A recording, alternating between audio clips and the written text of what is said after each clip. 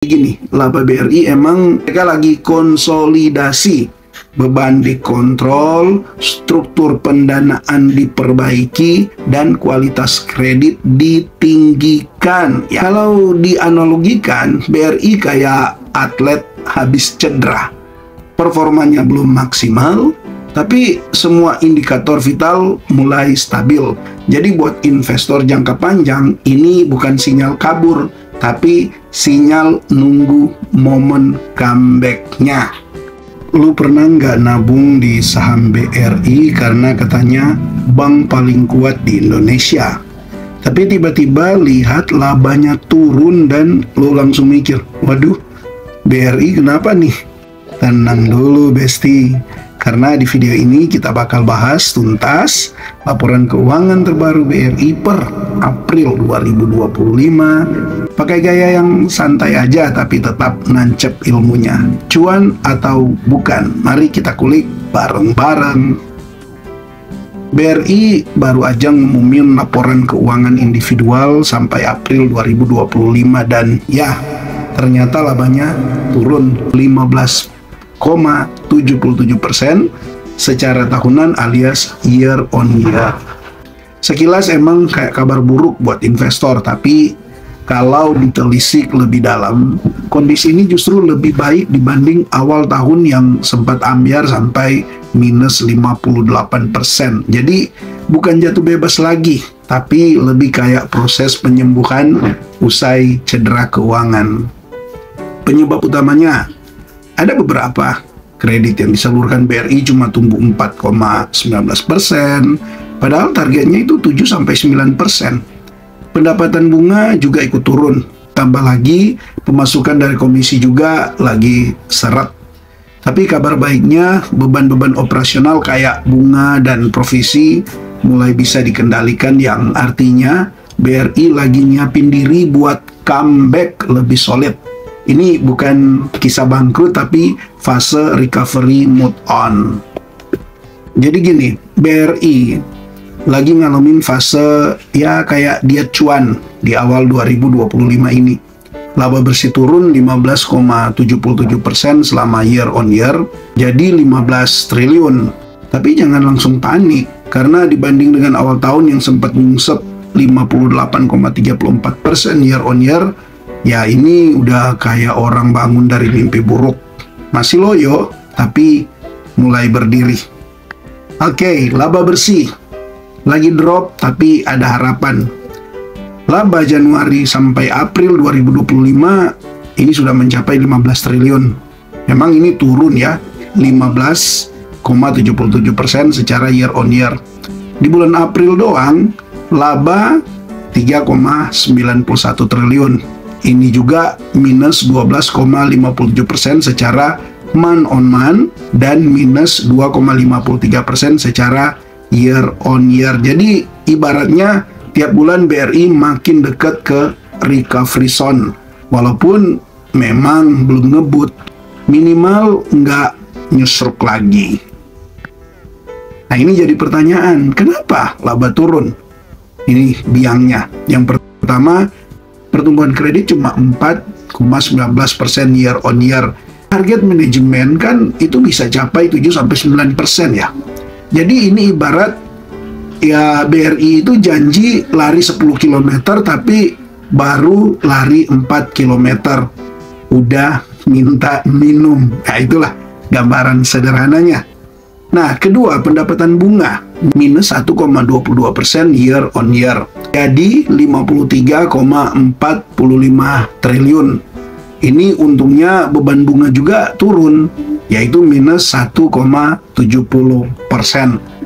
Year on year jadi 16,81 triliun. Ya, ini memang agak gimana kalau ternyata justru jika pendapatan bunga turun dan malah beban bunganya naik. Tapi ini oke lah, masih turun juga untuk beban bunganya. Nah, yang ketiga, net interest income NII alias pendapatan bunga bersih. Dia turun 1% secara year on year, tinggal 36,63 triliun. Sedangkan untuk net interest margin NIM-nya juga agak kempes sedikit dari 6,34% ke 6,21%. Padahal targetnya itu bisa mencapai 7,3% sampai 7,7% untuk NIM-nya. Singkatnya, BRI dapat bunga lebih sedikit dari kredit, tapi beban bunga juga lebih jinak. Kayak usaha hemat pas lagi ya gaji telat gitu. Pendapatan komisi atau fee turun minus 6,42% year on year, jadi 6,68 triliun. Ini bikin laba susah ngangkat karena sumber duit di luar bunga juga ikutan kurang ngasih. Nah, tapi ada sisi positifnya, yaitu pertama, beban provisi masih bisa dikendalikan. Provisi cuma naik 2,28% year on year, jadi 14,35 triliun. Padahal dulu sempat loncat 188% di bulan Januari. Yang kedua, cost of credit atau COC-nya turun dari 3,61% ke 3,52%. Artinya kualitas kredit mulai lebih sehat. Sedangkan untuk targetnya bisa mencapai 3,3 sampai 3,2%. Masih cukup lumayan perjuangannya mencapai targetnya. Jadi ya setidaknya ini udah deket lah seperti itu. Nah, untuk return on asset BBRI masih di 2,41% dan return on equity masih di 15,30%. Masih cakep buat ukuran bank yang besar seperti BBRI. Nah, berita positifnya juga untuk dana pihak ketiga atau DPK dan casanya.